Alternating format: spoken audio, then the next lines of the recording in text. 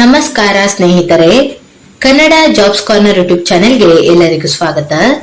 ಜಿಲ್ಲಾ ಪಂಚಾಯತ್ ಶಿವಮೊಗ್ಗದಲ್ಲಿ ವಿವಿಧ ಹುದ್ದೆಗಳ ನೇಮಕಾತಿಗೆ ಸಂಬಂಧಪಟ್ಟಂತೆ ಅರ್ಜಿಗಳನ್ನ ಆಹ್ವಾನಿಸಲಾಗಿರುವಂತದ್ದು.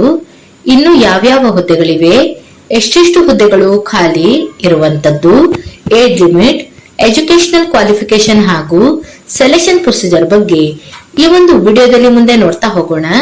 ನಮ್ಮ ಚಾನೆಲ್ ಅನ್ನು ಯಾರಾದರೂ ಹೊಸದಾಗಿ ನೋಡ್ತಾ ಇದ್ರೆ ಸಬ್ಸ್ಕ್ರೈಬ್ ಮಾಡಿ ಹಾಗೂ ಪಕ್ಕದಲ್ಲೇ ಇರುವಂತಹ ಬೆಲ್ ಬಟನ್ ಅನ್ನು ಕ್ಲಿಕ್ ಮಾಡಿ.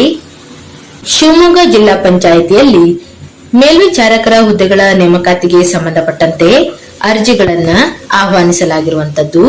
ಒಟ್ಟು 14 ಹುದ್ದೆಗಳು ಖಾಲಿ ಇರುವಂತದ್ದು.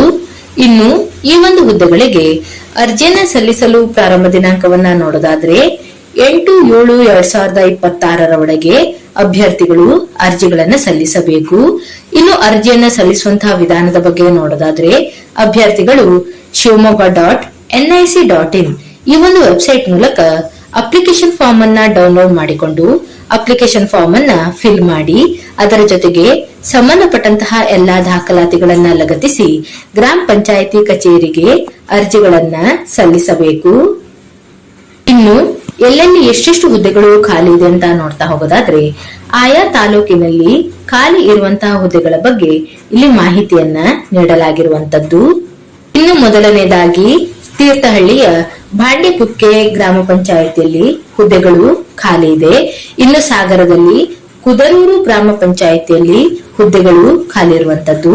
ಇನ್ನು ಭದ್ರಾವತಿಯ ವೀರಾಪುರ, ಹೊಸನಗರದ ಸುಳುಗೋಡು, ಸೊರಬದ ಭಾರಂಗಿ, ಹೊಸನಗರದ ತ್ರಿಣಿವೆ, ತೀರ್ಥಹಳ್ಳಿಯ ಹೊಸಹಳ್ಳಿ, ಶಿಕಾರಿಪುರದ ಮುದ್ದನಹಳ್ಳಿ, ಶಿವಮೊಗ್ಗದ ಚೋರಡಿ, ಭದ್ರಾವತಿಯ ಕೂಡ್ಲಿಗೆರೆ, ಸಾಗರದ ಕಲ್ಮನೆ, ಸೊರಬದ ಹರೀಶಿ, ಶಿಕಾರಿಪುರದ ಅಂಬಾರಗೊಪ್ಪ ಹಾಗೂ ಸಾಗರದ ಹೆಗ್ಗೋಡಿನಲ್ಲಿ ಹುದ್ದೆಗಳು ಖಾಲಿ ಇರುವಂತದ್ದು.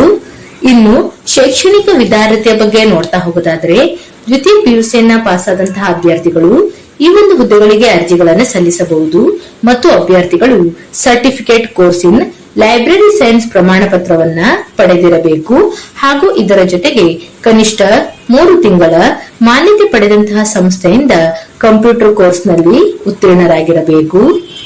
ಇನ್ನು ಒಂದು ವೇಳೆ certificate course in library science ನಲ್ಲಿ ಪದವಿ ಪಡೆದಿರುವಂತಹ ಅಭ್ಯರ್ಥಿಗಳು ಅರ್ಜಿ ಸಲ್ಲಿಸಿದಲ್ಲಿ ಪಿಯುಸಿ ಪರೀಕ್ಷೆಯಲ್ಲಿ ಅಭ್ಯರ್ಥಿಯು ಗಳಿಸಿದಂತಹ ಅಂಕಗಳನ್ನು ಆಧರಿಸಿ ಅಧಿಸೂಚಿಸಿದ ಖಾಲಿ ಹುದ್ದೆಗಳಿಗೆ ಮೀಸಲಾತಿ ಬಿಂದುವಿನಂತೆ ಆಯ್ಕೆಗೆ ಪರಿಗಣಿಸಲಾಗುವಂತದ್ದು. ಇನ್ನು ಏಜ್ ಲಿಮಿಟ್ ಬಗ್ಗೆ ನೋಡೋದಾದ್ರೆ ಕನಿಷ್ಠ 18 ವರ್ಷ ಪೂರ್ಣಗೊಂಡಂತಹ ಅಭ್ಯರ್ಥಿಗಳು ಈ ಒಂದು ಹುದ್ದೆಗಳಿಗೆ ಅರ್ಜಿಗಳನ್ನ ಸಲ್ಲಿಸಬಹುದು. ಇನ್ನು ಆಯಾ ಕೆಟಗರಿಗೆ ಸಂಬಂಧಪಟ್ಟಂತೆ ನೋಡ್ತಾ ಹೋಗೋದಾದ್ರೆ ಸಾಮಾನ್ಯ ವರ್ಗದ ಅಭ್ಯರ್ಥಿಗಳು 18 ರಿಂದ 35 ವರ್ಷದ ಒಳಗಿನ ಅಭ್ಯರ್ಥಿಗಳು ಅರ್ಜಿಗಳನ್ನು ಸಲ್ಲಿಸಬಹುದು.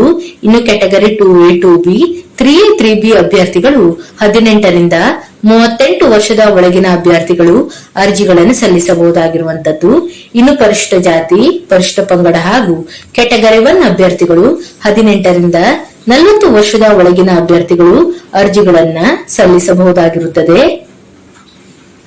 ಅರ್ಜಿಯನ್ನು ಸಲ್ಲಿಸುವಂತಹ ವಿಧಾನದ ಬಗ್ಗೆ ನೋಡೋದಾದ್ರೆ ಅಭ್ಯರ್ಥಿಗಳು shivamogga.nic.in ಈ ಒಂದು ವೆಬ್ಸೈಟ್ ಮೂಲಕ ಅಪ್ಲಿಕೇಶನ್ ಫಾರ್ಮ್ ಅನ್ನ ಡೌನ್ಲೋಡ್ ಮಾಡಿಕೊಂಡು ಅಪ್ಲಿಕೇಶನ್ ಫಾರ್ಮ್ ಅನ್ನ ಫಿಲ್ ಮಾಡಿ ಅದರ ಜೊತೆಗೆ ಸಂಬಂಧಪಟ್ಟಂತಹ ಎಲ್ಲಾ ದಾಖಲಾತಿಗಳನ್ನ ಲಗತ್ತಿಸಿ ಗ್ರಾಮ ಪಂಚಾಯಿತಿ ಅಭಿವೃದ್ಧಿ ಅಧಿಕಾರಿಯವರಲ್ಲಿ ದ್ವಿಪ್ರತಿಯಲ್ಲಿ ಅರ್ಜಿಯನ್ನ ಸಲ್ಲಿಸಬೇಕು ಹಾಗೂ ಅಭ್ಯರ್ಥಿಗಳು ಅರ್ಜಿಗಳನ್ನ ಖುದ್ದಾಗಿ ಅಥವಾ ನೋಂದಾಯಿತ ಅಂಚೆಯ ಮೂಲಕ ಸಹ ಸಲ್ಲಿಸಲು ಅವಕಾಶ ಇರುವಂತದ್ದು. ಇನ್ನು ಅಂಚೆಯ ಮೂಲಕ ಅರ್ಜಿ ಸಲ್ಲಿಸುವಂತಹ ಅಭ್ಯರ್ಥಿಗಳು ಲಕೋಟೆಯ ಮೇಲ್ಭಾಗದಲ್ಲಿ ದಪ್ಪಾಕ್ಷರದಲ್ಲಿ ಗ್ರಾಮ ಪಂಚಾಯಿತಿ ಅರಿವು ಕೇಂದ್ರದ ಮೇಲ್ವಿಚಾರಕರ ಹುದ್ದೆಗಳಿಗೆ ನೇಮಕಾತಿ ಎಂದು ಮೆನ್ಷನ್ ಮಾಡಬೇಕಾಗಿರುತ್ತದೆ. ಇನ್ನು ಅಪ್ಲಿಕೇಶನ್ ಫೀಸ್ ಬಗ್ಗೆ ನೋಡೋದಾದ್ರೆ ಈ ಒಂದು ಹುದ್ದೆಗಳಿಗೆ ಯಾವುದೇ ರೀತಿಯಾದಂತಹ ಅಪ್ಲಿಕೇಶನ್ ಫೀಸ್ ಇರೋದಿಲ್ಲ. ಇನ್ನು ಸೆಲೆಕ್ಷನ್ ಪ್ರೊಸೀಜರ್ ಬಗ್ಗೆ ನೋಡ್ತಾ ಹೋಗೋದಾದ್ರೆ ಅಭ್ಯರ್ಥಿಗಳು ಶೈಕ್ಷಣಿಕ ವಿದ್ಯಾರ್ಹತೆಯಲ್ಲಿ ಪಡೆದುಕೊಂಡಿರುವಂತಹ ಅಂಕಗಳ ಆಧಾರದ ಮೇಲೆ ಮೆರಿಟ್ ಮತ್ತು ರೋಸ್ಟರ್ ಮೀಸಲಾತಿಯ ಆಧಾರದ ಮೇಲೆ ಅಭ್ಯರ್ಥಿಗಳನ್ನ ಆಯ್ಕೆ ಮಾಡಲಾಗುವಂತದ್ದು ಹಾಗೂ ಹುದ್ದೆಗೆ ಸಂಬಂಧಿಸಿದಂತೆ certificate course in library science ಪದವಿ ಪಡೆದಿರುವಂತಹ ಅಭ್ಯರ್ಥಿಗಳು ಅರ್ಜಿ ಸಲ್ಲಿಸಿದಲ್ಲಿ ಪಿಯುಸಿ ಪರೀಕ್ಷೆಯಲ್ಲಿ ಅಭ್ಯರ್ಥಿ ಗಳಿಸಿದಂತಹ ಅಂಕಗಳನ್ನು ಆಧರಿಸಿ ಮೀಸಲಾತಿ ಬಿಂದುವಿನಂತೆ ಆಯ್ಕೆಗೆ ಪರಿಗಣಿಸಲಾಗುತ್ತದೆ. ಇನ್ನು ವೇತನ ಶ್ರೇಣಿಯ ಬಗ್ಗೆ ನೋಡ್ತಾ ಹೋಗೋದಾದ್ರೆ ಈ ಒಂದು ಹುದ್ದೆಗಳಿಗೆ ಆಯ್ಕೆಯಾದಂತಹ ಅಭ್ಯರ್ಥಿಗಳಿಗೆ ಪ್ರತಿ ತಿಂಗಳು 19,200 ರವರೆಗೆ ವೇತನವನ್ನ ನೀಡಲಾಗುವಂತದ್ದು. ಇನ್ನು ಅರ್ಜಿಗಳನ್ನು ಸಲ್ಲಿಸಲು ಪ್ರಾರಂಭ ದಿನಾಂಕವನ್ನ ನೋಡೋದಾದ್ರೆ 19/6/2026 ರಿಂದ 8/7/2026 ರವರೆಗೆ ಅಭ್ಯರ್ಥಿಗಳು ಅರ್ಜಿಗಳನ್ನ ಸಲ್ಲಿಸಬೇಕಾಗಿರುತ್ತದೆ. ಇನ್ನು ಆಸಕ್ತ ಮತ್ತು ಅರ್ಹ ಅಭ್ಯರ್ಥಿಗಳು ಈ ಒಂದು ಹುದ್ದೆಗಳಿಗೆ ಅರ್ಜಿಗಳನ್ನು ಸಲ್ಲಿಸಬಹುದು. ಇವಿಷ್ಟು ಜಿಲ್ಲಾ ಪಂಚಾಯತ್ ಶಿವಮೊಗ್ಗದಲ್ಲಿ ಕರೆಯಲಾದಂತಹ ಮೇಲ್ವಿಚಾರಕರ ಹುದ್ದೆಗಳಿಗೆ ನೇಮಕಾತಿಗೆ ಸಂಬಂಧಪಟ್ಟಂತಹ ಮಾಹಿತಿಯಾಗಿರುತ್ತದೆ. ಈ ಒಂದು ವಿಡಿಯೋ ನಿಮಗೆ ಇಷ್ಟವಾಗಿದ್ದಲ್ಲಿ ಒಂದು ಲೈಕ್ ಮಾಡಿ, ಶೇರ್ ಮಾಡಿ ಹಾಗೂ ಸಬ್ಸ್ಕ್ರೈಬ್ ಮಾಡಿ. ಜೊತೆಗೆ ಪಕ್ಕದಲ್ಲೇ ಇರುವಂತಹ ಬೆಲ್ ಬಟನ್ ಅನ್ನು ಕ್ಲಿಕ್ ಮಾಡಿ.